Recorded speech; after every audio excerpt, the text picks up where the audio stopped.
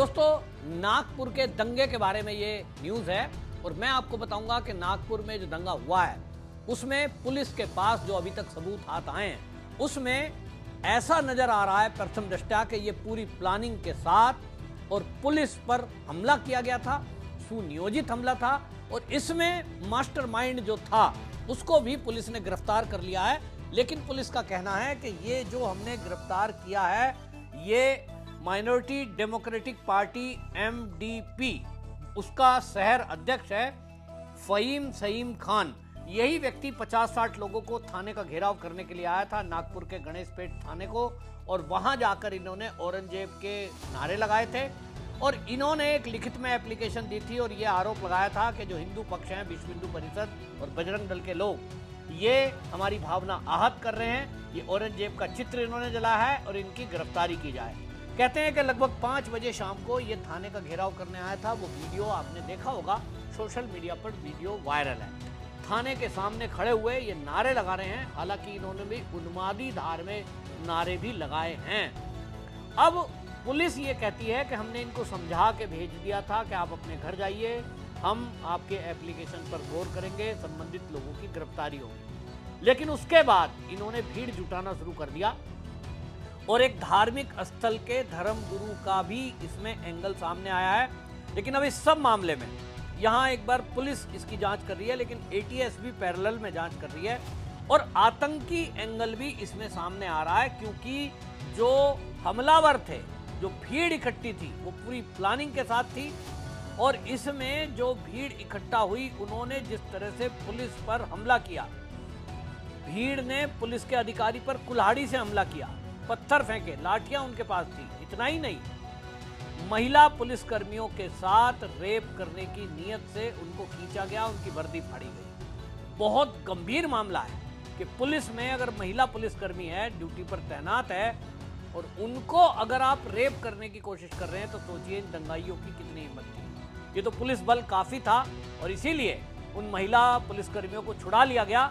लेकिन अब ऐसी वीडियो जो वहां पब्लिक से इकट्ठा हुई है, 60 के करीब वीडियो को, फुटेज को खंगाला जा रहा है और अब पूरे एरिया की नाकाबंदी करके जहां अवैध अतिक्रमण पर बुलडोजर कार्रवाई हुई है, वहीं अब 50 से अधिक गिरफ्तारी दंगाइयों की भी हुई है। लेकिन एक मेरी शिकायत है, वो ये कि कुछ अखबार वाले और मीडिया वाले इसको 2 गुटों का दंगा बार बार लिख रहे हैं। पुलिस के बड़े अधिकारी भी इसी बात को बोल रहे हैं कि 2 गुटों के बीच में दंगा भड़का। मेरा इस पर ऑब्जेक्शन है, कोई भी एक वीडियो दिखाइए जिसमें दूसरा पक्ष सामने हो। विश्व हिंदू परिषद, बजरंग दल के लोग, RSS के लोग जो वहां थे, जिन्होंने औरंगजेब की जो फोटो है उसको जलाया, उसके विरोध में नारे लगाए, कब्र को हटाने की बात की, लिखित में परमिशन थी। लेकिन जब इस दंगाई भीड़ ने, ये जो आपको बता दूं कि फ़हीम सईम खान है, इसके नेतृत्व में जो भीड़ थी, जब इन्होंने पथराव किया, हिंदू वहां से भाग खड़े हुए।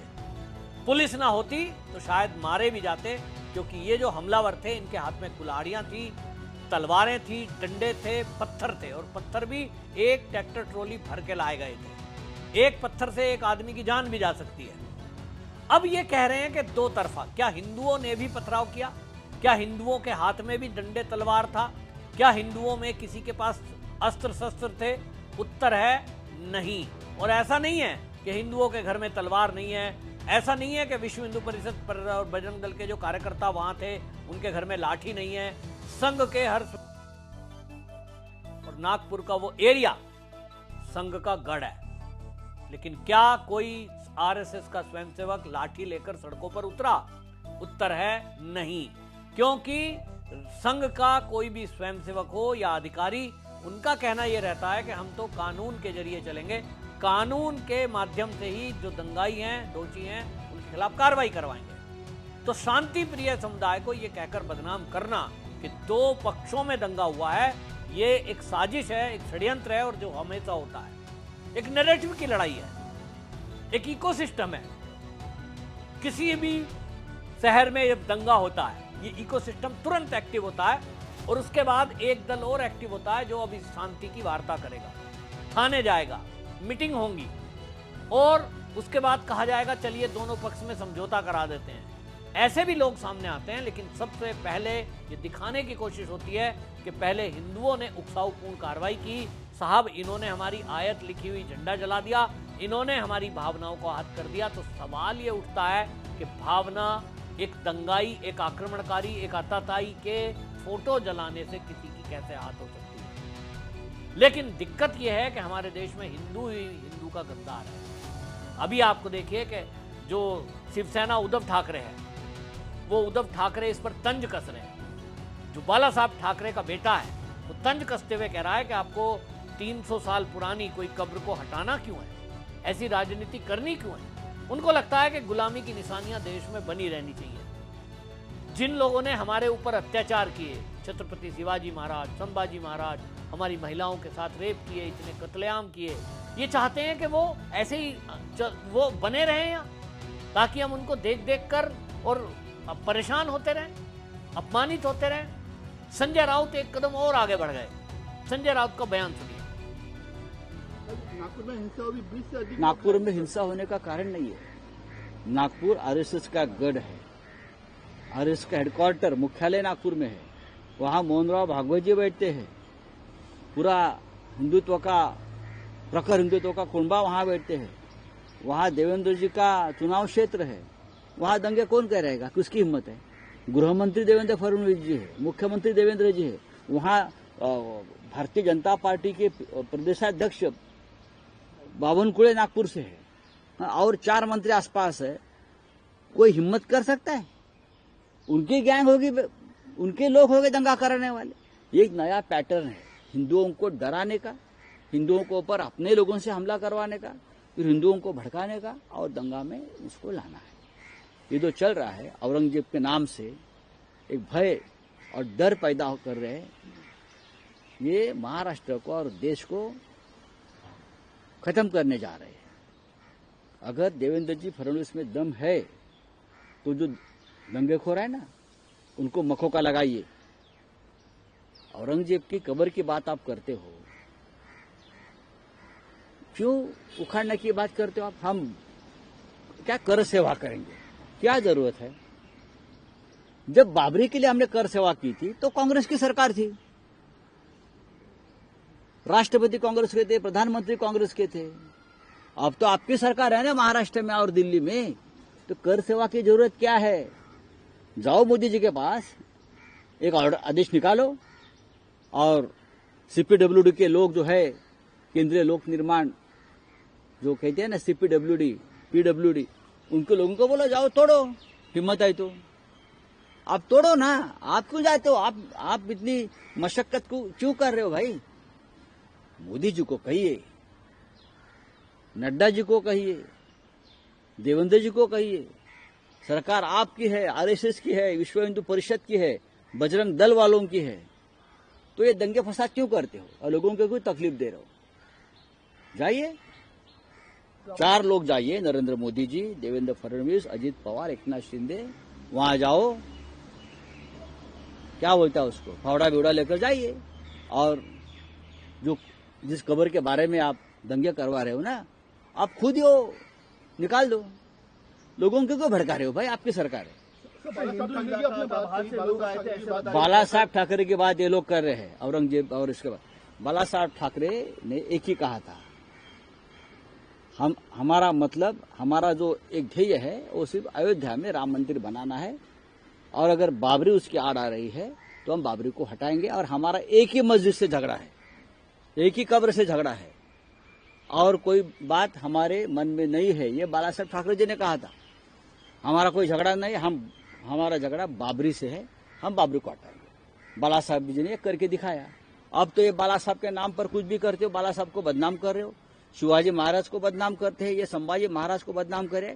उनकी एक नीति है, ये लोगों की आरएसएस और भाजपा की विचारधारा है, शिवाजी महाराज उनके हीरो कभी नहीं रहे। इसीलिए विलन को पहले खत्म करो। औरंगजेब, अफजल खान, ये विलन है ना, विलन को खत्म करने के बाद हीरो का कोई महत्व नहीं रहता। तो हीरो को खत्म करने की साजिश है। Thank you. सेम वही बात वो बोलते हैं कि बीजेपी के नेताओं ने खुद दंगा भड़काया। मतलब इकोसिस्टम में ये नेताओं को शामिल किया जाता है कि आपको ये बयान देना है। तो ज्यादातर विपक्षी नेताओं का एक ही बयान है, जहां दंगा होगा ये कहेंगे तो बीजेपी आरएसएस वालों ने कराया। सोचिए, जिसकी राज्य में सरकार है, जो राज्य का मुख्यमंत्री है, वो अपने राज्य में माहौल क्यों खराब करेगा, अपने ही लोगों के ऊपर हमला क्यों कराएगा। लेकिन संजय सिंह से जो न्यूज़ 18 का पत्रकार पूछता है तो वो कहते हैं साहब ये तो जो है आरएसएस वालों ने ही कराया। देवेंद्र फडणवीस को ये संजय सिंह बोल रहे हैं कि ये खुद गुनाहगार हैं। और उनसे जब ईडी के बारे में पूछा जाता है कि आपके ऊपर ईडी का केस चल रहा है, अब कुछ नेताओं को जेल जाने की बात आ रही है, कहते हैं मैं ईडी को तो गंभीरता से लेता ही नहीं, ये तो जोकर पार्टी बताते हैं। अब संजय सिंह का अब आप बयान देखिए, अगर आप गौर करेंगे, उन्हीं के सांसद हैं अशोक मित्तल राज्यसभा के, और वो ये कहते हैं कि भाई मीडिया से बात करते हैं कि गुलामी की निशानी देश से मिट जानी चाहिए। ये वही अशोक मित्तल हैं जिनके घर में अभी अरविंद केजरीवाल ने शरण ली थी जब वो सरकार उनकी दिल्ली से चली गई। अरविंद केजरीवाल को इस्तीफा देना पड़ा और इस्तीफे के बाद अब तो आतिशी मार लेना सीएम थी। लेकिन जब हार गए अरविंद केजरीवाल दिल्ली चुनाव, तो उसके बाद ये कहते हैं कि रहने के लिए कोई जगह नहीं थी, तो अशोक मित्तल ने ही अपना जो सरकारी आवास उन्हें मिला है एक सांसद के नाते, उसमें 5 फिरोज शाह रोड में अरविंद केजरीवाल को रहने की जगह दी थी। लेकिन वो अशोक मित्तल वो ये कहते हैं कि जो भी देश के अंदर गुलामी की निशानियां हैं उनको मिटा देना चाहिए। इस पर पत्रकार जब संजय सिंह से पूछते हैं तो उनको यही समझ में नहीं आया कि उन्हीं के सांसद का सवाल है, और वो ये कहते हैं हाँ, अगर गुलामी की निशानी मिटानी है तो फिर तो लाल किला तोड़ दो, ताजमहल तोड़ दो, चलो हथौड़ी लेके, और फिर संसद से बिल पास कर दो, सारे देश को तोड़ फोड़ कर दो, और कहते हैं मुगलों की बनाई हुई सड़क भी तोड़ दो। अब संजय सिंह से कोई पूछे कि देश के अंदर मुगलों ने कौन सी सड़क बनाई थी भाई, जो आज की डेट में है, कहीं हो तो संजय सिंह दिखाए जरा देश को कि मुगलों की बनाई हुई कोई सड़क भारत में क्या आज भी है। वो गुलामी की निशानी मिटाने की अगर बात कर रहे हैं और उन्हीं के सांसद बात कर रहे हैं, तो पहले अशोक मित्तल से उनको पूछना चाहिए कि वो बयान जो दे रहे हैं उसका मतलब क्या है, क्या चाहते हैं, उसके बाद उनको बयान देना चाहिए। उनका मतलब था कि जो नाम है सड़कों के, उन सड़कों के नाम को हटा देना चाहिए, और गुलामी की निशानियां जहां भी हैं निश्चित रूप से जो आताताई हैं उनके नाम पर अगर कोई भवन है उसको हटा देना चाहिए। लेकिन अब ये विपक्षी पार्टी जिस तरह की राजनीति कर रही है, एक बात बिल्कुल साफ है कि ये कभी भी हिंदू के हितैषी हो ही नहीं सकते। ये दंगाइयों के साथ खड़े हैं क्योंकि इनको उनकी वोट चाहिए। तुष्टीकरण इस देश में इस कदर है कि देश की आज़ादी के पहले से ही, पहले कांग्रेस और वामपंथी लोग करते थे, अब इसमें नए लोग जुड़ गए हैं, जिसमें अब शिवसेना उद्धव ठाकरे भी जुड़ गई है, आम आदमी पार्टी भी जुड़ गई है। पूरे देश को देखना चाहिए कि ये लोग कौन हैं। आप भी क्या इस बात से सहमत हैं जो आम आदमी पार्टी के सांसद संजय सिंह बोल रहे हैं, या संजय राउत बोल रहे हैं, या उद्धव ठाकरे बोल रहे हैं कि दंगे के लिए आरएसएस बीजेपी वाले दोषी हैं? या आप मानते हैं कि ये दंगा सुनियोजित है, जैसे कश्मीर में हमला होता था, जैसे संभल में हुआ, जैसे दिल्ली में हुआ, उसी पैटर्न पे पूरे देश में दंगा होता है? कुछ वर्ग बस आकर ये अफवाह फैलाते हैं, फिर कहते हैं हमारी धार्मिक भावना आहत हुई है, और हिंदू के घरों में तोड़फोड़ की जाती है, आगाजनी की जाती है, लूट की जाती है। आप क्या कहते हैं, ये आरएसएस ने कराया है या कोई साजिश है? अपनी राय कमेंट बॉक्स में जरूर लिखिए, वीडियो को शेयर करिए। वंदे मातरम।